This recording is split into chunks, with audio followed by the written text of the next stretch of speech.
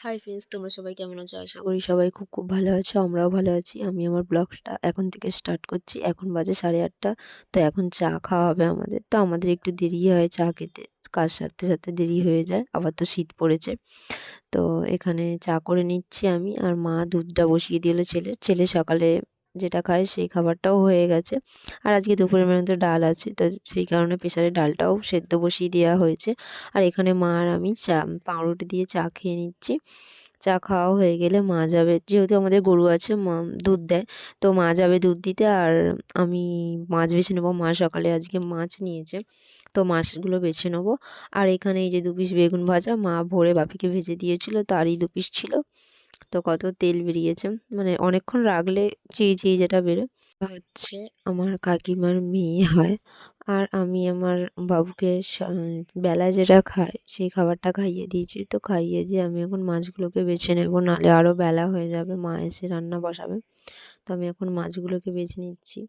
আর এই রকম ছোটো ছোটো বাটা মাছ আমার তো খেতে খুব ভালো লাগে, আর বড়ো বাটা মাছগুলোতে কাঁটা থাকে, যার কারণে ভালোভাবে খেতে পারি না।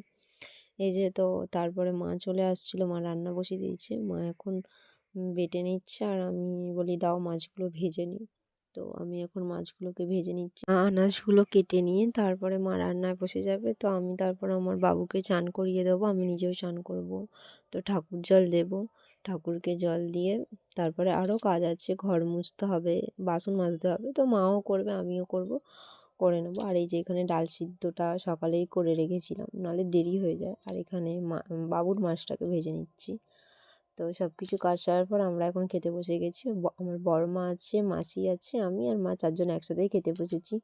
মা কলা পাতা কেটে নিয়েছিল, তো সেই জন্য কলা পাতাই খাচ্ছি। কলা পাতায় খেতে আমার তো খুবই ভালো লাগে, আর অনেক অনেক খাওয়া হয়ে যায়। তো এখন খেয়ে দিয়ে বেরিয়ে পড়েছি, শুইনি, ছেলেকে ঘুম পাড়িয়ে দিয়েছি। ঘুম পাড়িয়ে দিয়ে আমি যাচ্ছি বড় মার সাথে। তো বড় মা বললো চ মাসিকে দিয়ে আসি, মাসি বাড়ি যাবে এই যে। তো বড় মা আর আমি মিলে মাসিকে বাড়ি দিতে যাচ্ছি। আর মাসিদের বাড়ি চলেও আসছি, দাদু আসছে টোটো করে নিয়ে, আর ওখানে দিদি গেল। তো তারপরে বাড়িও চলে আসছিলাম আধ ঘন্টার মতো থেকে। আর এখানে সন্ধ্যাবেলা তো আমরা চা খাই, তো চা টিফিন খেয়ে নিলাম। খেয়ে দিয়ে একটু সেলাইয়ে বসেছিলাম।